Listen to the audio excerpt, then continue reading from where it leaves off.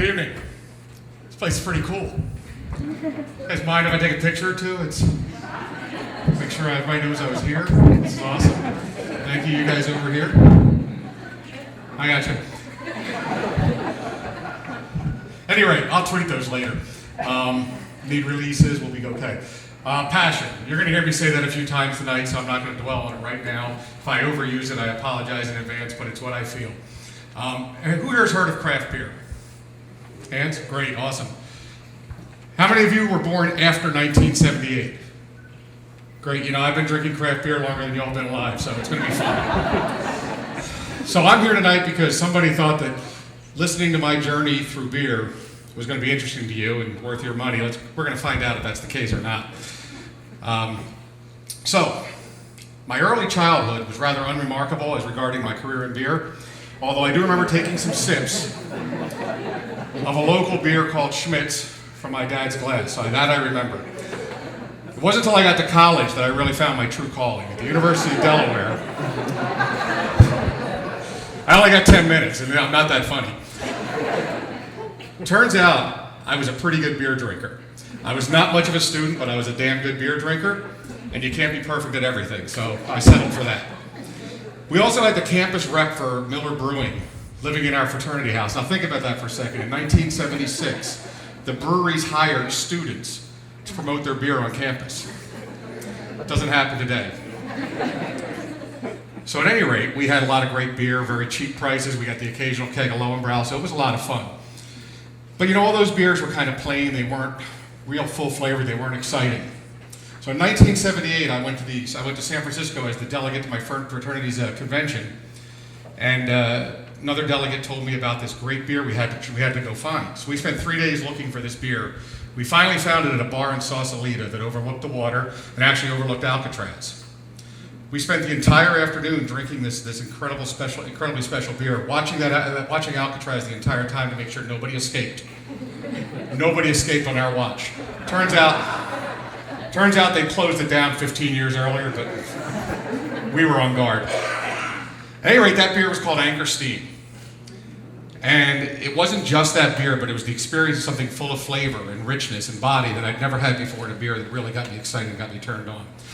Another thing that happened in 1978 was that then President Jimmy Carter signed into law a bill legalizing the homebrewing of beer. That becomes relevant a little later. So I went back to college, and of course there were no craft beers, there were no microbrews, nothing like that had ever been thought of or heard of, besides Anchor. So I started getting into imports. I started enjoying German beers and English beers and especially Belgian beers. And I learned the difference between the mild flavor of a Belgian or the mild flavor of an English beer and the full flavor of a Belgian ale. Really got excited about that. I tried barley wines and Schwarz beers and this beer called Samichlaus, made once each year on December 6th to celebrate the Feast of St. Nicholas. They then age it for 10 years and serve it for the next holiday season. They have 14% alcohol. It's a pretty special beer, very complex, a lot of fun to have. So my passion at this point was fully fueled. Is anybody keeping track of the number of passions? I think that's like 3. Fully fueled. Was excited. I'm out of college. Turns out that my income kind of did not meet my expectations when it came to drinking beer.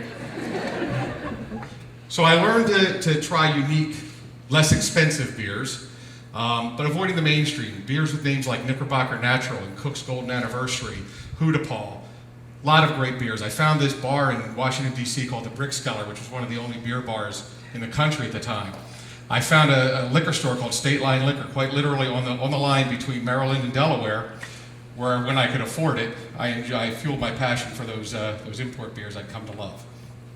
So, the good news is, as you get older, hopefully your disposable income increases. So too did my options for beer. Remember that homebrew bill that President Carter signed in? Well, all those homebrewers decided they wanted to be commercial brewers. And in the 80s, we saw commercial breweries opening up. There were different styles and flavors, things I'd never tried before, things I'd never experienced. And I had the opportunity to try them all. And believe me, I tried them all. So, we were enjoying the few beers we had. And then in 1994, I met 2 friends that actually homebrewed. And there wasn't a lot of homebrewers at the time, so it wasn't common. Nowadays, you bump into a lot of people that homebrew. So these guys were pretty cool, and I got to thinking, you know what? if my two idiot friends can homebrew, I can homebrew. I did some math. I quickly realized that for the amount of money I was spending on beer, I could make a lot more and drink a lot more homebrew. So I did. Now, it turns out, as a side of the story, those two friends of mine opened up what is probably the most successful brew pub chain on the East Coast now, called Iron Hill Brewery. And I've not yet got to the point where I've decided if my idiot friends can open up a brew pub, so can I, fortunately. My wife thanks me for that. Touch the mic. We were not supposed to touch the mic, I'm sorry. At any rate, that's a little peek behind the curtain, just so you guys know. At any rate, in 1995, three very important things happened to me. I got a new job, which allowed me to travel. Two new brew pubs opened up in the state of Delaware, where I was still living. And I took up home brewing and won a couple of awards. There's something else. My third child was also born, but that's not as important to the story right now. So my new job was very cool. My boss was in charge of the entire western part of the country and asked me what states that I want to cover. So I told him I wanted Colorado, Washington, and Oregon, three states that I knew to have very good beer at the time. I also got stuck with a couple other states that didn't have such great beer, one of them being Arizona. Now, I don't want to say Arizona didn't have great beer at the time, but the legendary beer writer, Michael Jackson, not that Michael Jackson, the one who actually wrote about beer, he once said about Arizona, you don't want to go there for beer. It's full of cowboy tourist traps, and they put chili peppers in their beer. Anybody want to guess where he visited? Cave Creek, right? Good. So at any rate, I didn't go to Arizona too much because I went to Colorado. And it just so happened to coincidentally occur that in 1995, I was able to schedule a trip around the Great American Beer Festival, largest gathering of beer geeks probably in the United States. Very cool festival. I got to see it grow from when it was a tiny little thing that didn't sell out in a small hall to what it is now, where it sells 49,000 tickets in about 10 minutes. Sells out. Thousands of people that don't even have tickets come in just to enjoy the ancillary events. So, got to do that, had a lot of fun. And then I just came to Arizona on vacation one time, fell in love with the place. We wanted to retire here, and we said, you know what? Why do we want to wait? Why do we want to come to a beautiful place like this to die? Let's come while we're still young enough to enjoy it.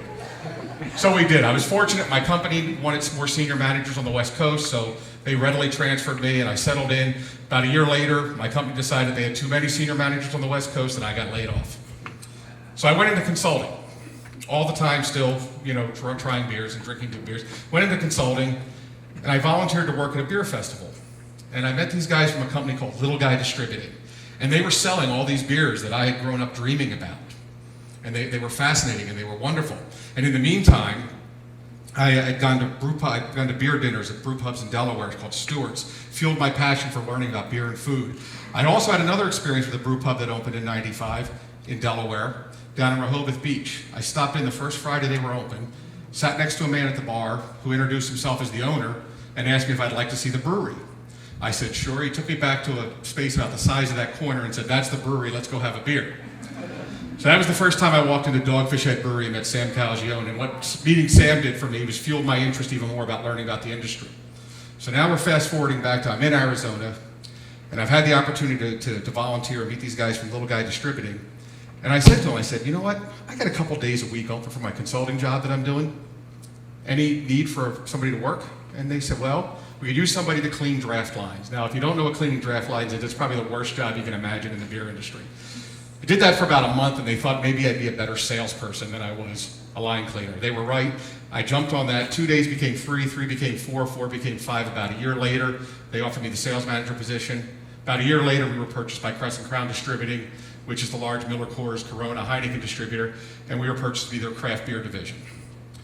So about that time, I discovered a program called Cicerone, which is to beer roughly what sommelier is to wine. You learn about freshness, you learn about how to serve beer, you learn about how to pair beer and food, you learn about how to beer styles, how to brew, do things like that. And I was excited by this because this was an opportunity to both validate what I've been learning my entire life, not the school stuff, the other stuff, and also to kind of gain some recognition in the industry. 2009, I took the certified Cicerone test and became one of the first 100 in the world to hold that title, and it was very exciting, and it helped me do a lot in my career. I've had the opportunity to move up in my company, become a division manager for the craft beer division, and do a lot of cool things. I've recently been accepted into a scholarship program to study for Master Cicerone, of which there's only 8 in the world. And I've had the chance to travel, go to Oktoberfest, go to Belgium, go to England, Ireland, Germany.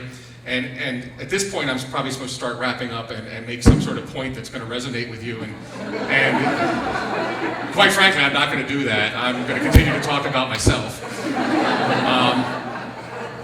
No, actually, we see a lot right now. They have this ALS Ice Bucket Challenge going on. And, with that, of course, we're reminded that ALS is Lou Gehrig's disease. And we've seen a lot about Gehrig's final words when he retired from baseball. And, I think it's true. Gehrig probably was one of the luckiest man on the face of the earth. But I got to tell you, I feel like I'm in that second group. There's a saying that says if you follow your passion, eventually you make money at it. Or you do what you love and you never work a day in your life. Let's not mention that part to my boss, okay? And I've taken an incredible journey into the craft beer world. And in doing so, I've come to the place where I have an opportunity to stand on this stage, talk to you folks about craft beer. And afterwards, we're all going to go down there. We're going to have some great food paired with some beers that I think are going to be a really nice pairing. And I don't know, I'm feeling pretty damn lucky right now. So I'm going to invite you all to join me for a beer and some food. And I want to thank you all for listening to my story. Thank you.